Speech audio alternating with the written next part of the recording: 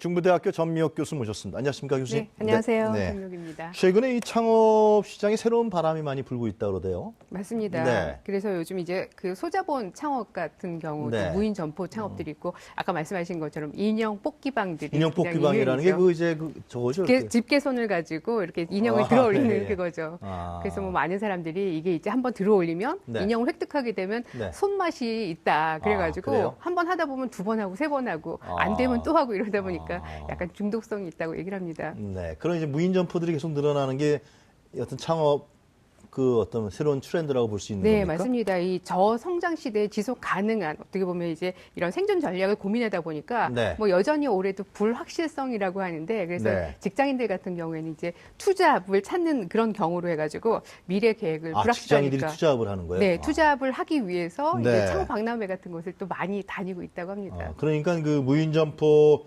창업자들이 늘어난 이유라는 것은 지금 교수님께서 설명하신 대로 좀 상당히 미래가 불투명하고. 그렇죠. 예. 근데 이것이 이 미래에 대한 불투명함이 보통은 이제 창업을 하게 되면 중장년층들이 내가 제2의 은퇴를 한 다음에 인생을 어떻게 그렇죠. 살 것인가 예. 고민을 했는데 이제는 그 세대가 굉장히 다양해졌다는 것이 또 특징입니다. 그러니까 네. 예를 들어서 대학생들 같은 경우에도 이 취업이 안 되다 보니까 네. 청년 창업자들이 또 많아지고 있는 이런 상황이고요. 네. 그다음에 기존의 이제 중장년층들도 제2의 은퇴 이후의 생활을 어떻게 할 것인가 고민을 하다 보니까 또 이제 이 창업 시장을 또 이렇게 고민하고 있고 네. 여기에 또 이 그 주부들, 전업주부들까지 가세를 하고 있습니다.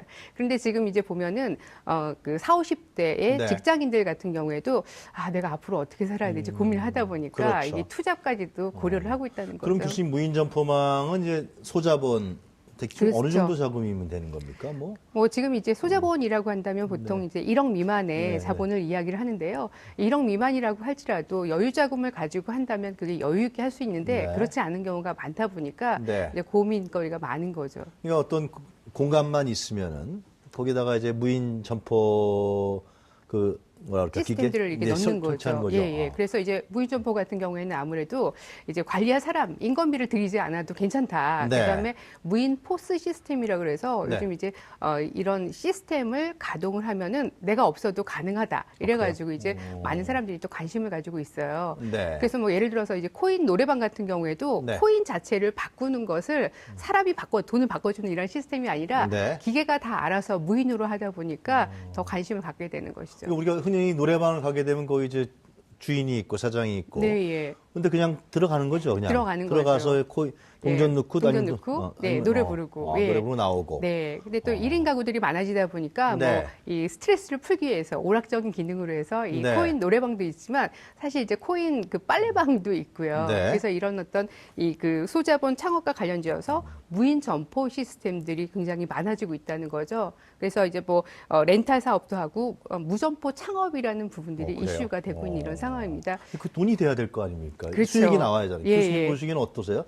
예, 그래서 뭐 장단점이 있는데 그 사실 이제 그 소자본으로 하다 보니까 그렇다면 이제 이 그 뽑기방이 그 계속 대세가 된 이유를 사람들은 뭐라고 얘기를 하냐면 네. 사람을 뽑기가 너무 힘들다 보니까 뽑기방이 유행이다. 그래서 이런 인형 뽑기방이 예. 이제 늘어나고 있다. 그 정도로 이제 그 사람을 관리하는 것도 굉장히 어려운 일이거든요. 그렇죠. 그런데 여기다 더해서 이제 사람이 없다는 건 일단은 뭐 뭐든지 비용을 우리가 절감을 해야 되잖아요. 네. 그래서 인건비를 절감하고 또 이제 점포에 들어가는 어떤 비용 부분들도 다 절감이 되다 보니까 네. 아무래도 이제 무인 정보 시스템들을 이제 많이 선호하게 되는 것이죠. 근데 그 여러 종류의 그 무인 점포들이 있는데 인형 뽑기방이 이렇게 급속하게 증가하는 이유는 왜 그렇습니까? 그게? 인형 뽑기방 같은 경우에는 네. 아무래도 이제 그 1인 가구들이 많아지게 되는 것이고요. 네. 또 이제 이 지금 그 스트레스를 또 사람들이 많이 받다 보니까 네. 약간 인형을 뽑으면서 어떤 위로를 받는다는 측면들이 있다는 겁니다. 그거 쉽지 않던데요, 제가 앞에서 보면. 그렇죠. 예. 그래서 이제 우선은 키덜트 문화로 이제 이러면서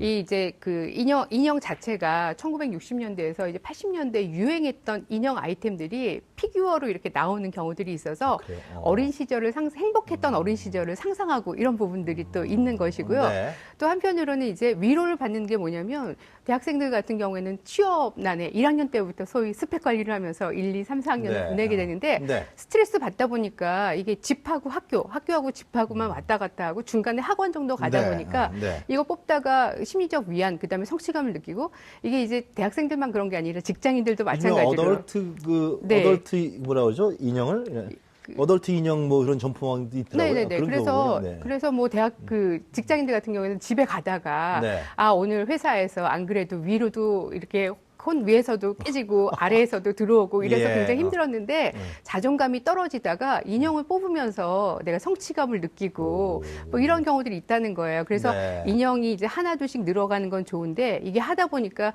중독처럼 집에 갈 때마다 계속하고 이런 경우들이 있다 그러고 뭐 이제 이런 뽑기방뿐만이 아니라 노래방, 코인 노래방 같은 네. 경우에도 노래 한 곡 부르고 또 스트레스를 발산할 수 있으니까 오락적인 또 이제 기능들이 있다라는 것이죠. 그래서 이렇게 무인 점포망을 찾는 사람들도 상당히 늘어나는 거군요. 네, 맞습니다. 그래서 이제 뭐 아카데미는 이 어떻게 보면 경기 상황이 있다 보니까 네. 적은 돈으로 위로도 받고 네. 행복감을 얻고 이런 부분이 있는데 이 탕진잼이라는 단어가 있어요. 탕진 재미를 줄여서 이제 아. 재미인데 뭐 몇천 원, 몇만 원 아주 이제 적은 돈으로도 이 그 소소한 곳에 아낌없이 쓰면서 내가 재미를 느끼겠다. 탕진잼 그런 네. 측면에서는 이제 네. 뽑기방이 요즘 또 굉장히 많이 사람들의 화제가 되고 있죠. 혼자 가는 사람도 많겠네요. 그렇죠. 혼자서 가다 보니까 또 하고 또 하고 또 하고 그리고 내가 좋아하는 뭐 어떤 인형 캐릭터가 있다면 네. 또 그걸 뽑기 위해서 계속 또 한다고 합니다. 그분들 같은 경우는 집에 가면 인형이 굉장히 많겠습니다. 네. 뭐 자, 어떤 학생들은 보니까 가방에 인형이 몇 개가 주렁주렁 달려 있어서 이거 뭐냐 그랬더니 수줍게 웃으면서 뽑기방에서 했던 아, 그래요? 인형이다라고 아. 얘기를 하더라고요. 교수님은 제가 결례했습니다만 뽑기방 가보셨습니까? 인형 뽑기방? 아, 저는 하진 않았습니다. 그러세요? 자, 이렇게 무인 점포망이 이렇게 계속해서 늘어나는 거 있는데 사회적 현상인 것 같은데요. 교수님 말씀 들으니까 이 부작용은 어떻게 뭐 얘기되지 예, 않습니까? 뭐 아무래도 이제 이 그 부작용이라고 한다면 네. 경기 불황일 때는 도박 같은 이런 어떤 산업들이 계속 늘어난다고 하는데 뽑기방이 늘어나는 것을 이제 그런 것에 연관을 두기도 합니다. 네. 그래서 지금 이제 이 문화체육관광부 산하의 게임물 관리 이제 네. 위원회에 의하면 지난 2015년, 그러니까 재작년에 이 네. 뽑기방은 21곳이었다고 그래요.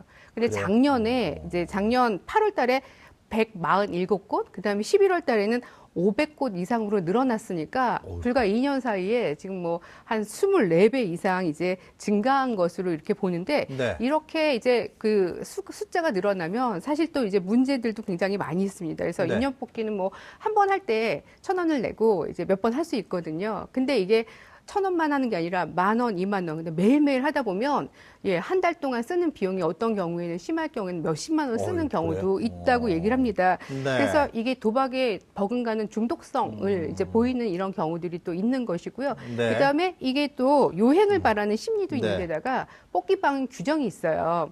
밤 10시 이후에는 청소년 출입이 이제 제한이 되어 있는데 왜 그렇습니까, 그건? 예, 이제 아무래도 밤 10시 이후에는 청소년 관련되는 뭐 문제가 생길 수 있으니까. 그렇죠. 예, 그런데 이게 네. 이제 무인으로 운영되다 보니까 10시 이후 11시, 12시에도 청소년들이 거기를 가다 보니까 관리 부실이 또 문제가 되고 거기서 있습니다. 뭐 술도 먹을 수 있고 예를 그렇죠. 들면 담배도 예. 필 수 있고 뭐 거기다가 이제 창업 측면에서 보면은 네. 이게 이제 이 인건비, 무인 기계들이 있으니까 인건비는 들지 않는다, 영원이다. 네. 이렇게 생각할 수가 있어요.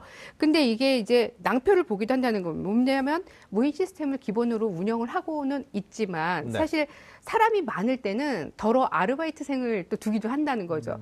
그러면 이제 뭐 예상 밖의 인건비가 나가게 되니까 주인이 가지고 가야 되는 이제 수익 부분에서는 줄어들다 보니까 어떤 경우에는 또 문 닫는 가게들도 또 많이 그래요? 늘어나고 있다고 합니다. 교수님 보시기에 향후에 이렇게 소자본으로 이러한 그 창업을 할 수 있는 그런 네네. 창업이라든가 이런 부분들 실패하지 않고 말이죠.